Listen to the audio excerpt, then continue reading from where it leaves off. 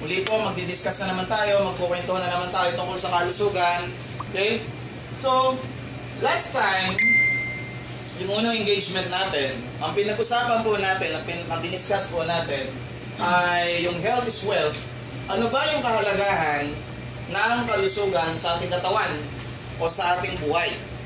Pagkatapos, pinag-usapan natin doon kung ano yung mga simpleng kadahilanan kung bakit nagkakaroon tayo ng iba't ibang klase ng problema sa kalusugan.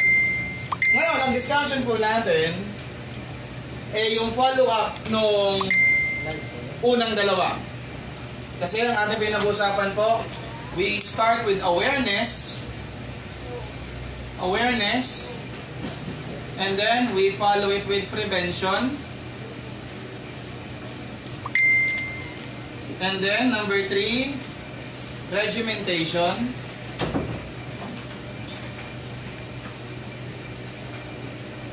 And number 4, management.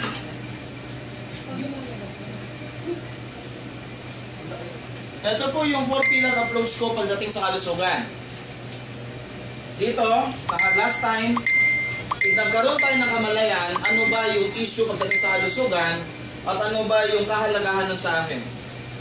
And then, sumunod, pinag-usapan natin paano ko ba mape-prevent yung mga health issues na meron sa paligid na maaaring kumapit sa akin o sa pamilya ko. Ngayon po, ang pag-uusapan natin is yung topic 3, which is regimentation. Ano ba, Jo, yung po pwede ko inumin? Ano ba yung po pwede kong gamitin o kainin para mapanatili kong malusog yung aking katawan? Or if not, ano yung po pwede kong gamitin para hindi lumala yung aking kondisyon? So, ang topic natin will be tagged or entitled Changing Your Style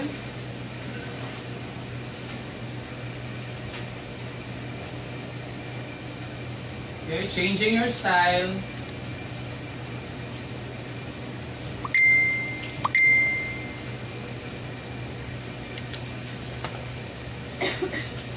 Changing Your Style, Changing Your Life, or plainly, lifestyle.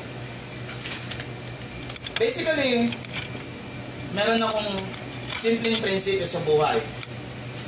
Lagi kong katwiran, para mabago yung iyong health issues, babaguhin mo yung chemistry mo sa loob. Para mabago mo yung chemistry mo sa loob, babaguhin mo yung iyong dietary lifestyle. Simple, halimbawa, pag mahilig ka sa mamantika, matataba, ang sakit mo, usually high cholesterol, meron kang circulatory problem. Pag mahilig ka sa asukal, sa soft drinks, sa kanin, sa harina, tinapay, spaghetti, cakes, ang problem usually, diabetes. So as you can see, di ba may kasabihan tayo na we are what we eat. Kung ano kinakain natin, yun actually yung nagiging kondisyon ng ating kalusugan. Kaya minsan malaking factor po sa mga nanay na namamalengke at saka nagluluto, sila po yung nagdidikta sa kalagayan o magiging kalidad ng kalusugan ng kanilang pamilya o ng mga mahal nila sa buhay 5 taon mula ngayon o 10 taon mula ngayon. Kaya nga ang pamagat ng ating topic for tonight is changing your style, changing your life. Now, usually ang common problem po natin is nutritional deficiency, as I said before. Common problem natin is nutritional deficiency.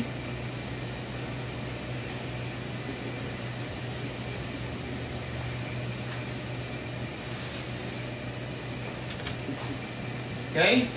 Ito yung kakulangan ng sustansya. Bakit? Kasi unang-una,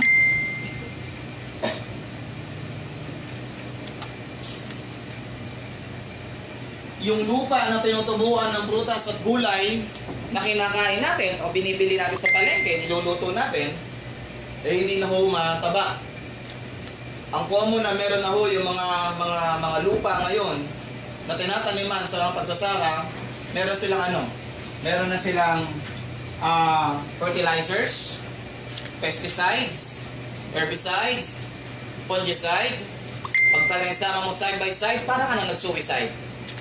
So just imagine, dahil depleted na yung lupa at maraming fertilizer, tataniman mo yan ng prutas at gulay, ano mangyayari? Yung pagkain, nutritionally dense. Scarce. Meaning to say, yung sustansya na dapat nandun sa pagkain na yon, wala na po. Kaya mapapansin nyo, kain kayo ng kain, wala nangyayari. Kasi basically, ang katawan natin, ito yung basic nutrients na kinakailangan ng katawan natin eh. Number 1, kinakailangan natin ng vitamins. Sabi nga ng teacher natin, nung elementary tayo, at nung high school, pag ikaw kulang ka sa vitamin A, vitamin B complex, vitamin C, vitamin D, meron kang iba't ibang deficiency na experience. 85% ng global population ngayon is suffering from a condition called hypovitaminosis. Meaning to say, karamihan ng mga tao sa buong mundo, ang common problem lang nila na nagiging sanhi ng iba't ibang klase ng sakit dahil sa kakulangan nila ng vitamina or hypovitaminosis. Another deficiency na nawawala sa atin are minerals. Kulang tayo sa mga minerals, particularly alkaline minerals. Sabi ni Dr. Linus Pauling, isang 2 Nobel Peace Prize awardee na biochemist, sabi niya gano'n, for every single mineral lacking in the body, that is equivalent to 300 diseases. Just imagine, isang mineral lang ang mawawala sa katawan, katumbas na siya ng 300 klase ng sakit na po pwede mo ma-experience. And then, antioxidants. Ito yung mga sustansya na hindi naman sila mineral, hindi rin sila vitamin, pero importante. Dahil bakit? Malaki ang kinalaman o ginagampanan ng antioxidant para mapanatili yung katawan natin na magmukhang bata at masigla. Kasi antioxidant ang pumipigil sa mabilis na pagtanda ng ating katawan o sa mabilis na pagtanda ng ating cells o tinatawag na oxidation. Another set of nutrients na kinakailangan natin are enzymes. Ito naman yung tinatawag na spark of life. Itong chemical na ito, pag ito nawala sa ating katawan, hindi gagalaw ang mga cells natin. Sila yung tumutulong para mag-metabolize yung mga nutrients sa loob. Ngayon, may enzyme ka man, kung wala naman itong mga ito, na cofactor, hindi din sila gumagana.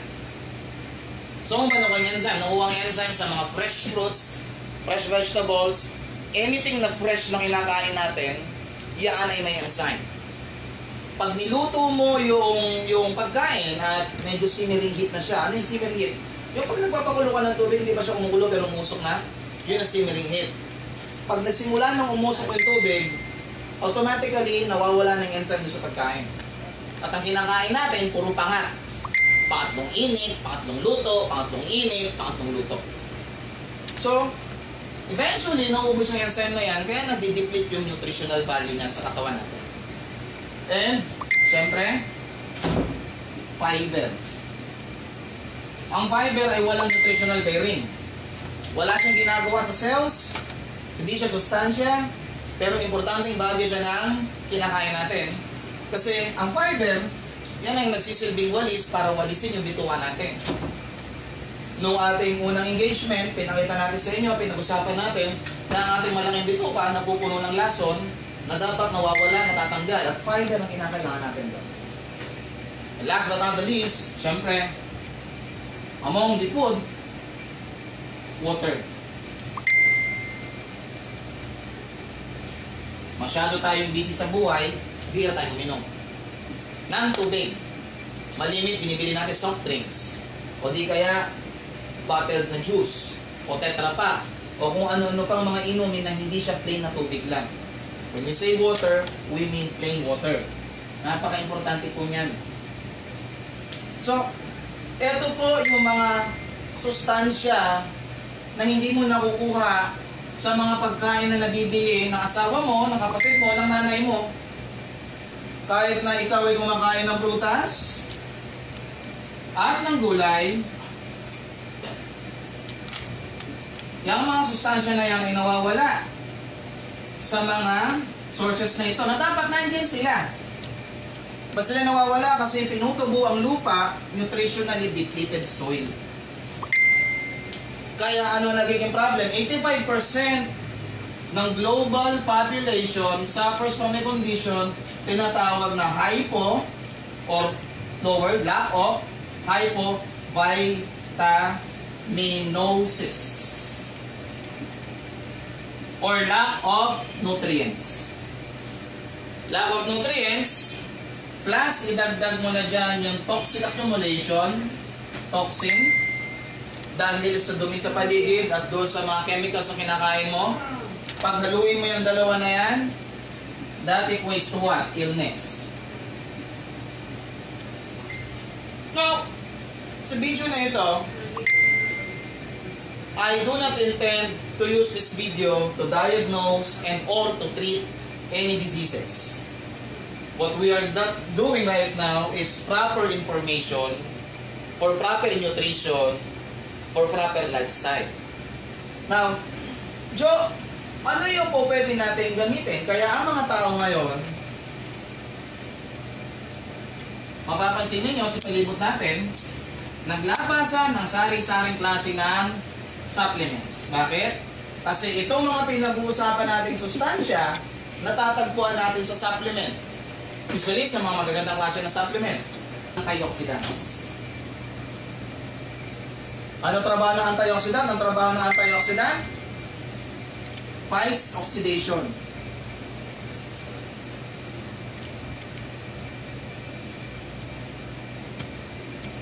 Yung oxidation po, ito yung pangangalawang ng bakal at saka pangingiting ng mansanas o ng saging o ng patatas pag binabalatan. Ito rin yung pagkabulok ng katawan natin na nauuwi sa iba't ibang klase ng sakit. Ang pinanggagalingan, oxidation. Ngayon, sa mga ito, sa group ng mga nutrients na yan, ang lumalaban sa oxidation, oxide nga ay anti-oxidants. Sa vitamin family, may tatlong antioxidant.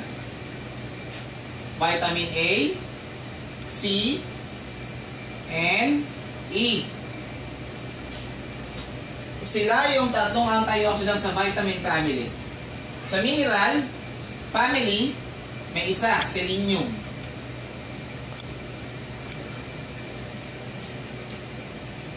Sabi nga ng mga eksperto, pag ikaw ay kakain ng antioxidant, kinakailan ang antioxidant na kinakain mo should come in groups. Hindi lang isa, hindi lang dalawa. Dapat, iba't ibang antioxidant yan.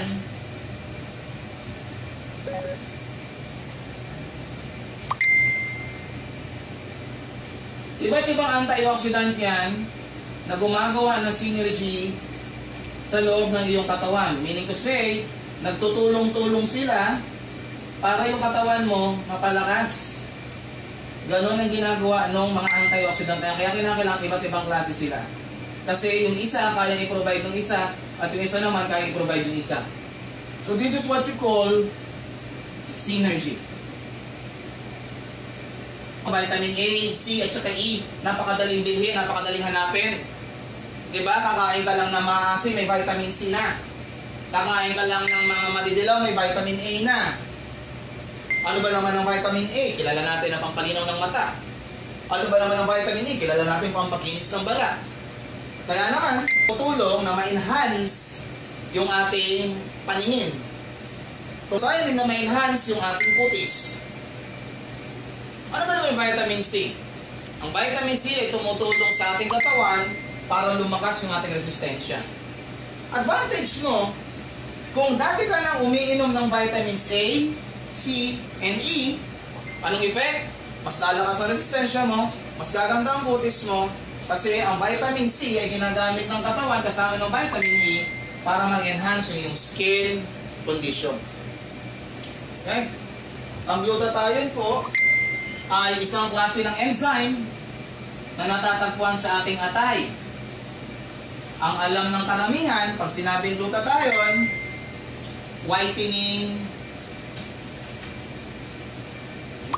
agent. Adjo, pag uminom pala ako niyan, puputi ako. Yun ang thinking ng karamihan kasi may glutathione. Pero actually po, yung pagpapaputi ng glutathione, side effect na lang po yun. Ang talagang tunay na benefit mo sa glutathione, kasi ang glutathione ay classified as master antioxidant. Dahil ito ay ginagawa ng atay, meron tayo nito. Kaya pag tayo ay 34 years old below, 34 years old below, meron tayong glutathione sa katawan. Bakit? Kasi naturally, nagkakaroon tayo ng oxidation. Dahil tayo ay cells. At tayo lumalanghap ng oxygen. Pag ginamit natin yung oxygen, ilalabas natin oxide. At yung oxides na yan, babalik yan sa cells para sirain yung ating cells. The more damaged the cells and the more cells that are damaged is equivalent to disease. So, ang ginagawa ng katawan natin, yung ating atay, naturally, naglalabas ng enzyme. Yung enzyme na nilalabas niya, glutathione peroxidase at glutathione reductase. Ano yung mga yan? Sila ay mga antioxidants na ginagamit para i-recycle yung oxides. Nire-recycle siya. Bakit siya kinakailangan i-recycle? Kasi pag hindi siya i-recycle, didikit siya sa membrane ng cell, sisirain niya yung cells. Pag sinira niya yung cell at madaming cell ang nasira, yan ay equivalent sa illness.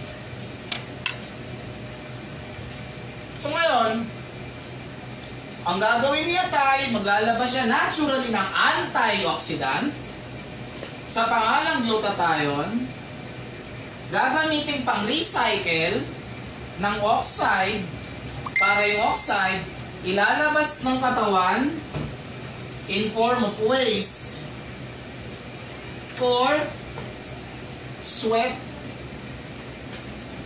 through the skin. So ilalabas natin ito, hindi na siya makaka-damage. Ilalabas natin yung free radical na yan bilang basura sa pamamagitan ng pawis, dadaan sa balat. Kaya may mga lumang kasabihan, sinasabi ng matatanda na ang hindi daw pinagpapawisan, sakitin. Kaya kinakailangan natin magpapawis every now and then. Ang pagpapawis po ay isang paraan para mailabas natin yung ating free radicals or oxide sa loob ng katawan. Otherwise, pag sila ay naipon, again, ito resulting effect. It produces damage and it will be the root of illnesses. Now, glutathione, di ba? Sabi mo, tama po. Kaya nga, nilinaw ko dito na 34 years old below ang merong glutathione level na maganda. Kung ikaw ay nabubuhay sa healthy environment. Pero 34 years old above, number one problem, 10% to 12% ng glutathione level mo every year bumababa. This is under healthy condition. Eh, what if stressful ka pa? What if unhealthy pa yung diet mo? What if polluted pa yung paligid mo? Oh, dahil bumababa ng 10% to 12%, ibig sabihin, 10% to 12% ng free radicals of oxide hindi natatanggal sa katawan. At dahil nabubuhay ka sa stressful na lifestyle, nadadagdagan yung free radicals dahil sa stress. At dahil unhealthy diet mo, Nadadagdagan yung free radical cells sa diet. At dahil polluted ang environment mo, nadadagdagan yung free radicals dahil polluted ang environment mo, plus idagdag mo yung galing sa diet, plus idagdag mo yung galing sa stress, plus idagdag mo yung 10 to 12% na hindi na ilabas. Anong resulting effect? Again, damages the cells, which leads to illnesses. Henceforth, kaya kailangan mo mag-take ng tinatawag na supplement or supplementary.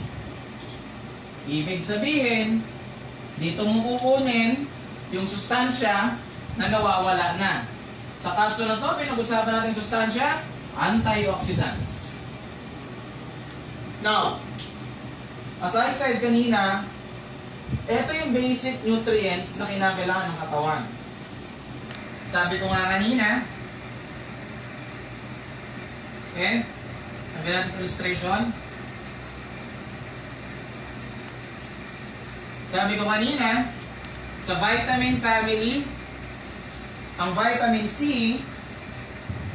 ay isa sa antioxidant vitamin. Ang vitamin C lang po sa lahat ng vitamin sa buong vitamin family ang sinulatan ng dalawang libro. Ang pamagat ng libro, The Common Cold,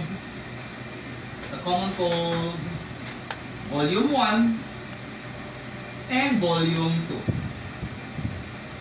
Namumuod tanging vitamin or nutrient na ginawa ng aklat. Dalawang volume pa. Bakit? Sa mga aklat na ito ay pinakita ni Dr. Linus Pauling kung gaano ang kapangyarihan ng vitamin C. Now in essence, in terms of defense and illness, we have vitamin A, B complex, we have vitamin C, okay, vitamin C, vitamin D, vitamin E, and vitamin K. Update.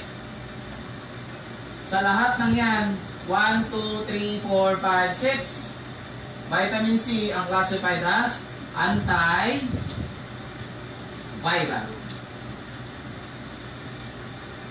Alam nyo ba kung bakit pinangalan ng The Common Cold yung libro? Kasi dahilan. Dami-dami pwedeng ipangalan sa libro. Ang ipinangalan pa The Common Cold. Sa Tagalog po, sipon. Sipin mo, punta ka ng bookstore, bibili ka ng libro, ang pamagat, sipon. Di ba? May volume 1 kayo na sipon, may volume 2 kayo na sipon. Bakit sipon? Since nung unang panahon, since old days, hanggang panahon natin ngayong 20th century, yung sipon noon at saka sipon ngayon, parehas pa din. Common cold. Common. Sobrang common ng sipon na ito na hindi siya nag-evolve. Magmula ng unang panahon hanggang ngayon, yan pa rin yung sipon na yan. Pero ano lang yung kung lumalapit sa sipon na yan, kumuha kayo ng suplete, kumuha kayo ng microscope, kumuha kayo ng slide, then kumuha kayo ng glass sheet. Kumuha kayo ng sipon sa kapitbahay ninyo, ilagay ninyo doon, pagkatapos silipin nyo sa microscope, makikita nyo yung virus. Buhay. Tapos ang gawin mo, swab mo siya, isuplete mo. Kung di mo lang isuplete, blow torch. I-blow torch mo yung sipon. Hanggang sa matuyo. Pag natuyo, pataka mo ng tubig, kunin mo siya ulit, lagay mo sa slide, ilagay mo sila ng microscope, magulat ka yung sipon, buhay na buhay. Hindi kayang patayin ng blowtorch ang sipon. Yan ang isa sa pinakamalupit na virus. Hindi siya kayang patayin ng blowtorch. Kaya kahit sunugin mo yung tao, pati sa impyerno siguro, hindi mawawala yung sipon sa kanya.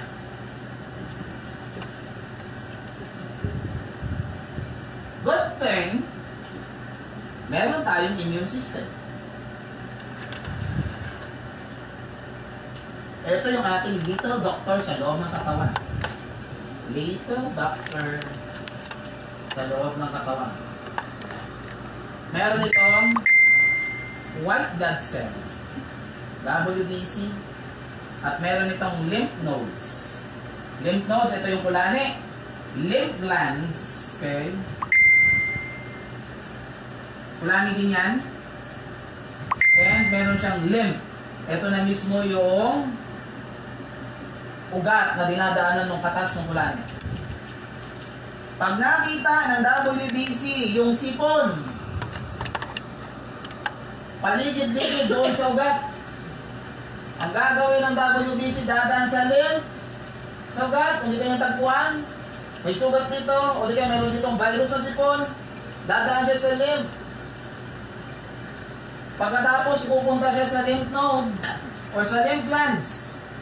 Anong gagawin nito? Ang gagawin niya, magde-design siya. Design ng ano? Anti-bodies.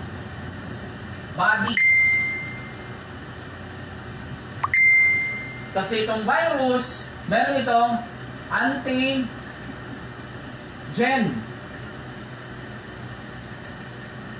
Kaya hindi mapatay-patay kasi may antigen yan. Hindi siya mapatay-patay ng ibang white blood cell kasi meron siyang antigen. Nilalabanan niya yon. Kahit anong mikrobyo pumasok sa loob ng katawan, hindi sila mapatay-patay kasi meron silang antigen. Ano yung antigen? Anti-genetics. Yung mga kurimaw na yan, mga engineer yan. Marunong bumasa ng blueprint yan. Pag nagtatagpo yung mga yan, nagbabasa ng blueprint yan. Ang binabasa ng blueprint? DNA. The blueprint of life. So ngayon, pagdating ng mga mikrobyo na yan, babasahin nila yung blueprint ng mga sundalo natin. Gagawa sila ng sarili nilang anti-genetics. Papatay nila ito. Ang gagawin ng mga ito, magsusumbong. Kukunin ang disenyo ng DNA nito, dadalhin dito. Pagdala dito, magde-design sila ng anti-bodies. Bakit gano'n? Nagkalat pa rin yung sakit. Ganyan naman pala ginagawa. Isa lang ang sagot. Sinabi ko na kanina, 85% ng global population suffers from a condition called hypovitaminosis.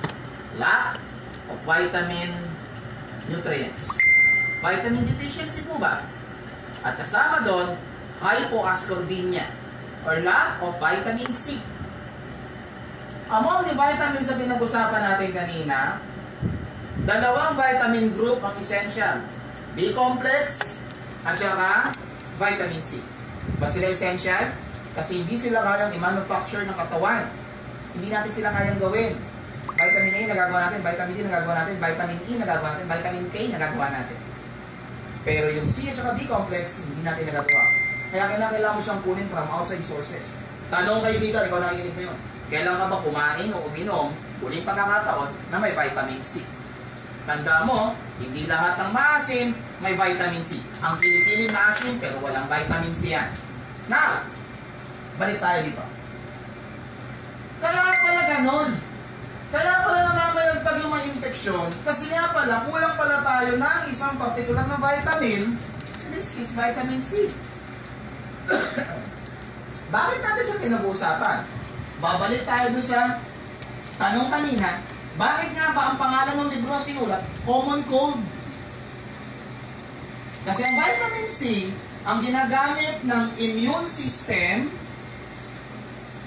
bilang bala or bullet to kill viruses. Yan ang ginagamit ng ating katawan na pinakabala. Built-in yung baril, built-in yung pangpaputok, built-in yung basuka, built-in yung tangke, doon sa loob ng ating immune system, kaso yung ibabala nila doon, wala. So useless. Humaharap yung ating mga depensa doon sa kalaban ng walang gamit, kung hindi sumpit. Kundi sumpit, tirador. Kundi kaya, mas malasan, goma na lang, pipitikin na lang. Kaya hindi nananalo yung katawan. Kasi nga, wala ka nung pinakamaterialis para makagawa siya ng bala, pampatay doon sa mikrobyo. Good news, kaibigan, sa kada inom mo na isang baso, isang araw, meron ka ng regular supply or ample supply ng vitamin C sa iyong sistema. Di man ganun karami, pero bottom line, naglalagay ka. Now, Tignan niyo yung synergy, ano sabi ko kanina? Ang antioxidant na anthocyanin mula sa purple corn, pinalalakas niya ang vitamin C kasi nire-recycle ulit ng katawan. Yun ang advantage natin. So now, every time umiinom ka pero sa shea, ito yung very short benefit na nakukuha mo doon sa ating vitamina. Marami pa yan, ibigan. Hindi ko lang dinidiscuss lahat. Kasi hindi naman focus ang ating oras sa vitamin C alone lang. Now, another addition, okay, with vitamin C is collagen. Hindi, dali mo nila muna yung mango stick.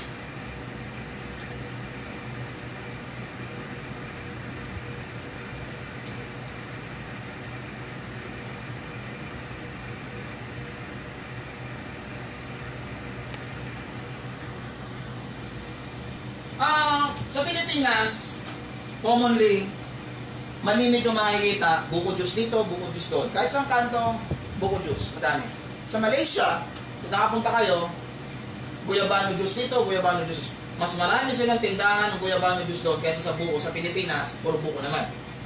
Anyway, ang guyabano po, magmula doon sa seeds, buto, leaves, bark, root, branches, or branch. Lahat yan ay may particular na nutrient. Yung particular na nutrient yan ay 10,000 times na mas malakas sa adrimycin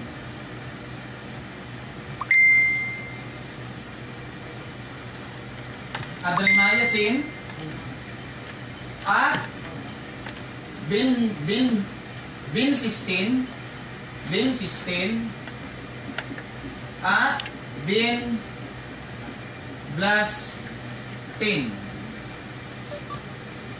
Kung ikaw ay doktor at espesyalista ka bilang oncologist, alam mo na kung ano to. Adrimycin, vincistin, vinblastin, lahat yung mga yan ay chemotherapy drug. Chemotherapy drugs. Na-discover nila 1970s na ang guyabano pala ay 10,000 times, sa Tagalog 10,000 ulit na mas malakas panglaban sa cancer kumpara mo sa tatlong nakamamatay na chemotherapy drug na ito. Paano ginagawa? I-bracket muna natin. Ang ginagawa ng chemotherapy drug, simple lang. Ito yung human cell, ito yung human cell, ito yung cancer cells. Ang gagawin, pupunta ka ngayon sa chemotherapy mo. Pagkatapos, kakargahan ka ng gamot na yan. Pag ginagahan ka ng gamot na yan, papasuin niya ng ugat mo, papasok sa loob, lahat-lahat, hanggang sa buong katawan mo.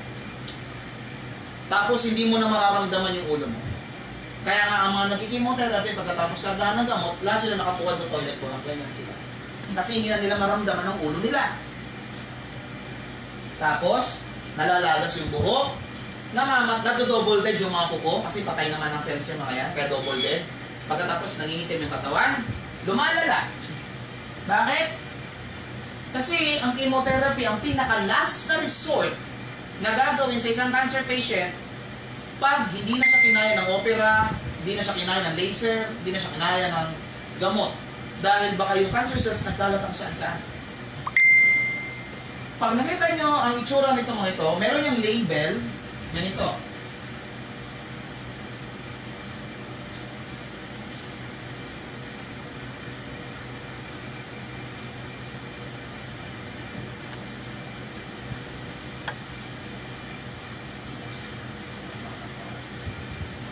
Ano to? This is the universal sign for Poison. correct, poison. Yan ang makikita ninyong marka sa mga gamot na ito sa likuran niya. At isinasaksak yan sa iyo, kaibigan. Magkano halaga? 18,000 pesos per session. Ilang session? Times mo sa 6 or 8. Yun yung kung buhay ka pa. Ang ginagawa niya, napakasimple lang. Papatayin niya yung cancer cells. Pak, pak, pak, pak, patay. Kasama din yung healthy cells. Patay ka din, yari kang bata ka. Kaya ang survival rate ng mga taong nagpapakimotherapy ay 2% lang.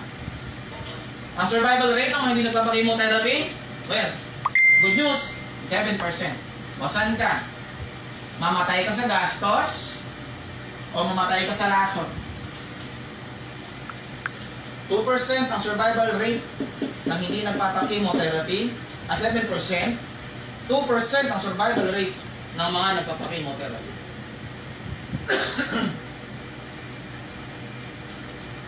Saan galing to? 1970s. Kasabayan ng ampalaya. 1970s. Pinag-aralan ng DOST, Department of Science and Technology natin sa UPLB. Sinabi nila na maganda ito kasama ng ampalaya. Ang ginawa ni UPLB, pinadala sa Korea. Na-research, totoo yung research nito. Pinadala sa Utah, binalidate ni Utah, totoo yung research nito, na binalidate nito at binalidate ni Utah. Bumalik sa Pilipinas. Kaya nangyari, nawala ito sa issue, ang pumasok sa issue si Ampalaya. Nung ginawa kay Ampalaya, ginawang supplement lang. Bagaman napatunayan dito sa dalawang bansa na ito na hindi siya supplement, gamot talaga siya. Ganon din po ito. Ito ay gamot. Pero ayaw nila tanggapin. Pwede mo i-issue yun eh. Ang pinag-usapan natin dito, juice. Iinumin mo na lang. Walang reseta. Now, another thing na gusto nating pag-usapan dito sa ating juice, kung paano gano'n siya kaganda, eh yung isa pa niyang ingredient. Okay, wait. Mamaya natatawid doon. Sabihin ko muna kung paano pinapatay ng guyabano yung cancer cells. Merong particular na enzyme ng guyabano. Ito yung cancer cell. Ito sila. Ang cancer kasi, ito yung normal cell. Every period in time, si brain, nagdidikta siya sa lahat ng cells. Sabihin niya sa mga cells duplicate or multiply. Lahat yan sila mag-duplicate. Dadami sila. After certain period of time, sasabihin ni brain, stop! Hihinto sila. Itong mga normal, hihinto sila. Ang tawag sa kanila is multiply. Nag-multiply sila. Itong mga abnormal na mga korimaw na ito, hindi sila hihinto. Magpapatuloy silang lalaki. At ang sa kanila, growth. Kaya nung una, ginawa mo dito, nakuldok lang. Habang tumatagal, lumalaki yung tuldok. Habang lumalaki, bumubukol. O tingnan dito, bumubukol na siya. Magugulat ka ilang buwan kasi laki na lang ulo mo. Hindi sa kakala mag-decision, magpa-check up. Sabi, Dok, delikado kaya ito? Gaulo na, delikado ka, tanong mo! Diba? Hello? Growth ang tawag doon. Kaya nga tinawag na tumor, growth, cancer, growth. Kasi abnormal. Hindi sila nagpapapigil.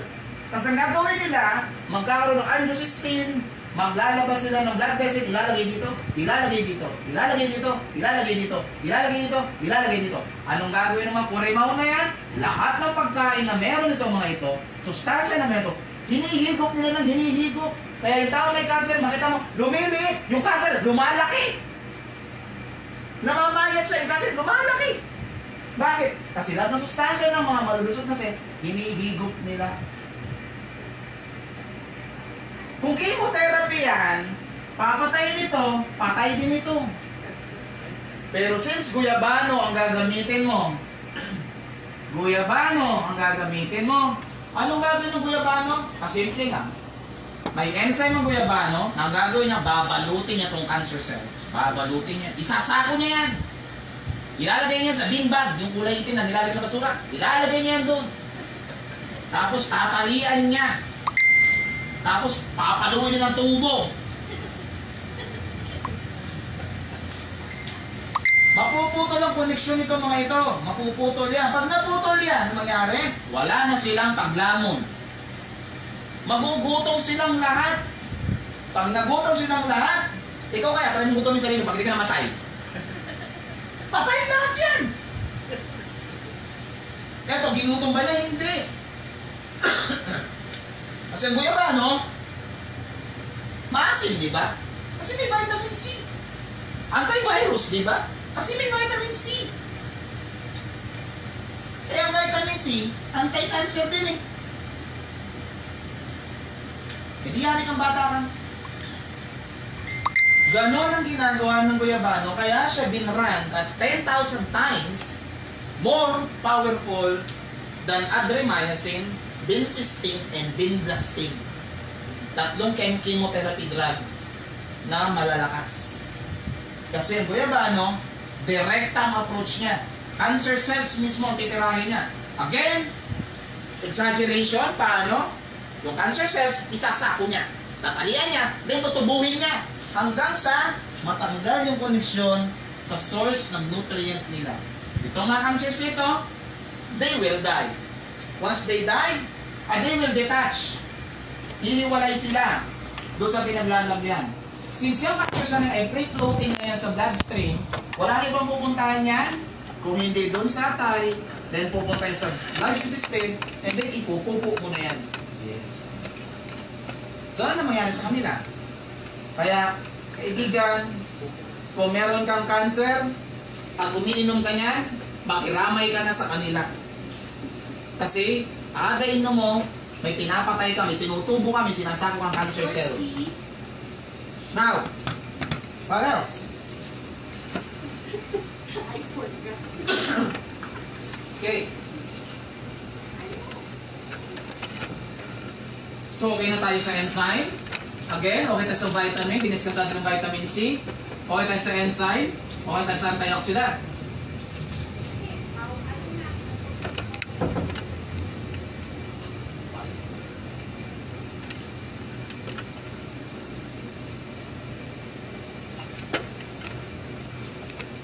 Okay.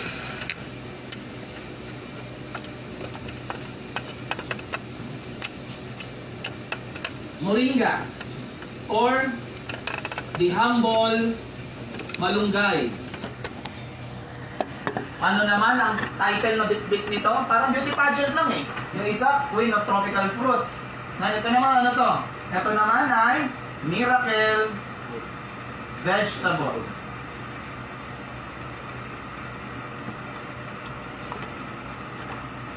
Bakit Miracle Vegetable?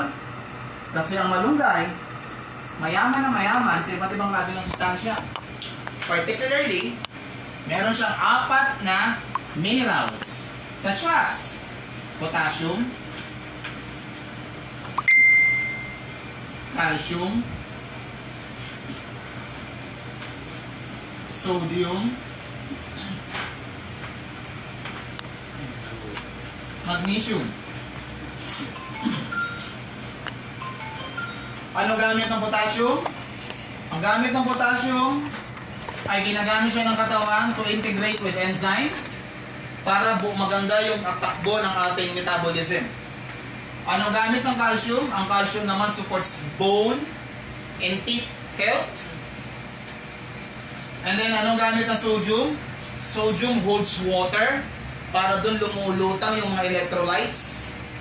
And ang magnesium, believe me, pag ginugol search mo ang pinaka nakaka-relax na mineral o sustansya sa buong mundo o di ka sa buong universe, walang ibang ibibigay sa si Google kung hindi magnesium.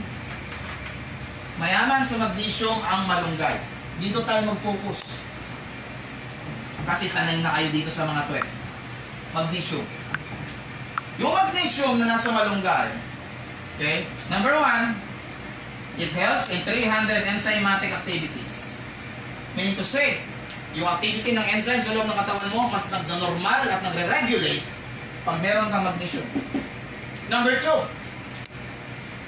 aids in digestion. yung digestive enzyme na nasa loob ng sikmura mo, panunaw mo, nagiging mas useful sila with the presence of magnesium. Number 3, try mo inumin ang purple corn gold juice sa gabi. So, ma-discover mo, relaxing sleep. Why? Because of the magnesium present with malunggay. Now, in general, potassium plus calcium, calcium plus sodium, sodium plus magnesium, all in all, anong classification sa kanila? They are all alkaline minerals. Take note that. Again, didiscuss natin dito ang minerals. Mamaya ako i-discuss kung ano kahalagahan itong isang grupo nito. Let us just put into consideration that malunggay as a miracle vegetable provides us with a wide array of macro minerals such as alkaline minerals that helps in balancing our equilibrium or yung balanse ng ating health status sa loob. Then another ingredient na meron yan ang ating juice, hindi ko ito buburahin. Excuse me. It's green barley. Bakit binigyan ko ng insisting yung green? Kasi ito as miracle vegetable dahil doon sa kanyang mga nutrients. Ito naman bilang isang damo dahil sa kanyang chlorophyll. Chlorophyll is the green pigmentation ng halaman. Yan ang nagpapaberde sa kahit na anong halaman na nakita mo. Pero yung kaibigan mong bastos, berde na talaga utak nung wala lang chlorophyll yun. Now, ano ba yung iyan na sa chlorophyll? Ang dami lang sa chlorophyll. Chlorophyll is the only nutrient that aids in chelation. So, ano yung chelation? Ito yung naglilinis, blood cleanser. Blood vessel cleanser. Nililinis niya o tinatanggal niya yung heavy metal na nasa loob ng katawan. Katulad ng ano? Mercury. Ano pa? Isa pa. Lead. And then, PCB. Ano yung PCB? Itong pintura. Thinner. At yung nando doon sa mga, yan, yung pagbagong pintura ito, yung nakamoy mo, PCB yun. Tapos yung bagong varnish, PCB tsaka thinner yun. Lahat ng mga yan, heavy metal yan. Pag nalanghap mo yan, hindi na yan sila lalabas sa katawan. Titining na sila sa pinakamababang lugar ng katawan, doon sa utak, o di kaya sa baga, o di kaya sa puso, o di kaya sa atay. Pag maraming lead, ang problema mo dito, memory problem. Nagiging bobo. Nagiging mapurol ang utak. Nagiging tanga-tanga. Hindi dahil sa bobo talaga. Kung hindi, meron siyang lead poisoning. Tagalog, tingga. Now, itong mga ito ay pwedeng ilabas o tanggalin sa katawan sa isang prosesong tinatawag na chelation therapy. Sa ospital, mura lang yan. That is somewhere around 2,000 pesos plus plus. At gagawin mo yan 3 times a year, every 2 years. Nagpapalinis ka. That is called chelation therapy. Sasalpakan ka ng likido, gagapang sa buong circulatory system mo, lilinisin niya lahat yan. In this case, chlorophyll is the natural method for chelation. Now, bakit hindi ko binara si malunggay nung nilagay sa green barley? Simple lang. Malunggay and green barley are classified as fiber. Now, last but not the least, ano pa meron ito? Meron itong collagen. Okay, ang collagen ay, syempre, siya ay nutrient na, sulat natin, Ano nga bang classification ng collagen? Yeah, amino acid. Ito yung ating balat. Ito yung skin cells. Yan. Yan ang skin cells natin. Dermis. Pag tayo bata, parang goma yan. Na-stretch, liliit. Na-stretch, liliit. Na-stretch, liliit. Kasi parang goma. Bakit? Kasi ang tawag dito, elastin. Elastin. Kasi elastic siya. Na-stretch, liliit siya ulit. Na-stretch, liliit. Kaya ang mga bata, laki matang wrinkle. Now, problem, itong elastin, para siya mag-stretchable, kinakailangan ng collagen. Ang collagen ay binubuo ng katawan. So, gamit ang vitamin C. Pag nawala ang vitamin C, technically speaking, wala ang collagen. Pag wala ang collagen, hindi na elastin mo. Pag humina ang elastin mo, pulo-kulubot na yung mukha mo. Excuse me. Kaya nga isa sa benefits ng vitamin C, pampabata eh. Anti-wrinkle. Kasi nga, tumutulong ang vitamin C sa katawan na synovial fluid mo mag-produce ng collagen. Yung collagen ngayon, gagawin niya yung elastin mo na nasa balat, yung stretchable ulit. So, aangat ulit lahat yan, yung mga wrinkles mo mawala. Ngayon, napag-usapan natin yung vitamin C kanina. Isa pa po sa ingredient na meron sa ating purple corn gold juice ay walang iba kung hindi collagen. Okay? Now, I have covered everything. I have covered the vitamins, the minerals, antioxidants, enzymes, and fiber, of course, which are included in our highlight product for tonight.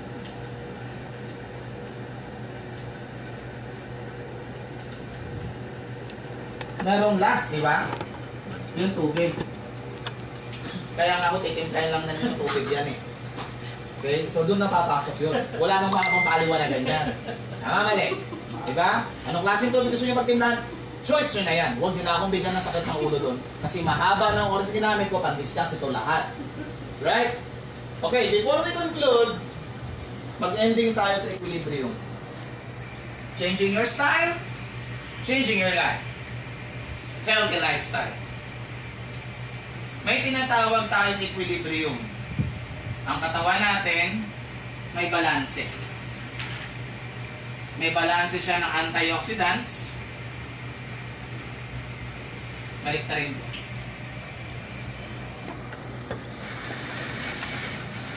May balanse siya ng alkaline. At may balanse siya ng antioxidants. Ang alam natin, immune system. Pero meron pa tayong isang hindi nakikita, tinatawag namin na antioxidant system. Ang katawan natin, bukod sa immune system, meron tayong antioxidant system. Ang trabaho ng immune system, depensahan tayo sa mga living organisms katulad ng virus, fungus, bacteria, parasites. Ang antioxidant system naman natin ay para proteksyonan tayo sa mga chemical katulad ng free radicals o oxides. Ang alkaline, yan yung apat na minerals kanina na binanggit ko na matatagpuan sa moringa. Namely, again, potassium, sodium, calcium, magnesium. Itong apat na ito, sila yung nagbabalanse ng alkalinity or pH level ng ating katawan. Dapat ang dugo natin should maintain a pH level of 7.3, 7.2 to 7.3 potential hydrogen or pH. Pag bumaba sa 7.2, magiging acidic ka na. Pag naging acidic ang dugo, naging acidic ang katawan, hindi ka mo magkakasakit. Pero po, pwede ka nang magkasakit. Wala pinagkaiba yan sa hardin. Hindi mo pa tinataniman, pero nakahanda na yung lupa para taniman. Mangyayari, yung alkaline level mo, bababa. Once bumaba ang alkaline level mo, since acidic ka na, ang cells mo prone or po pwede nang kapitan ng iba't ibang klase ng problema. Now, another support mechanism ng katawan is yung antioxidant system.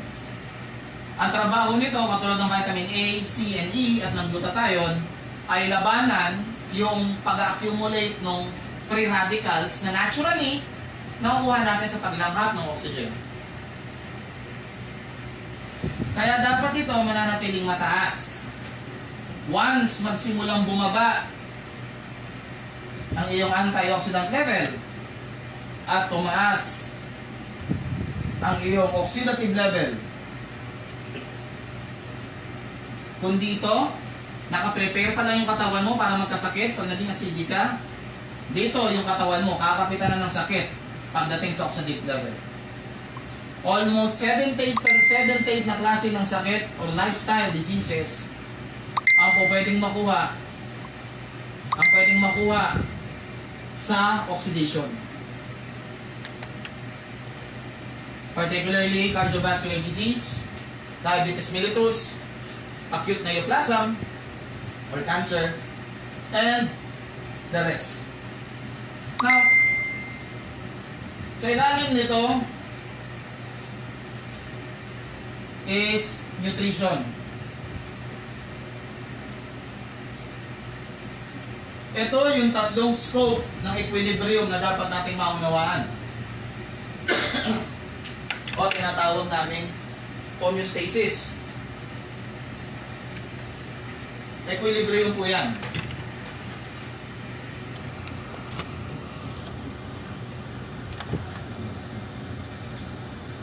Kailangan ma-maintain mong mataas ang level ng alpha-9 mo at mataas ang level ng antioxidants mo. Para ano? Para ma-eliminate yung acidity at para ma-eliminate yung oxidative damage. Paano mong gagawin yon? Sabi ko kanina sa opening, gusto mong baguhin yung health status mo, baguhin mo yung chemistry mo sa loob. Para mabago mo chemistry mo, baguhin mo yung kinakain mo or baguhin mo yung nutrition mo. Hindi mo makukuha sa fruits and vegetables alone, kaya gagamit ka ng supplement.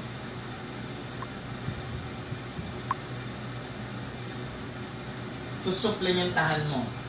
Or sa Tagalog, tutustusan mo. Kasi yung kinakain mo, kulang pa din. Kaya magtutustos ka. In this case, again, sabi ko nga, changing your style, changing your life. Thank you and God bless.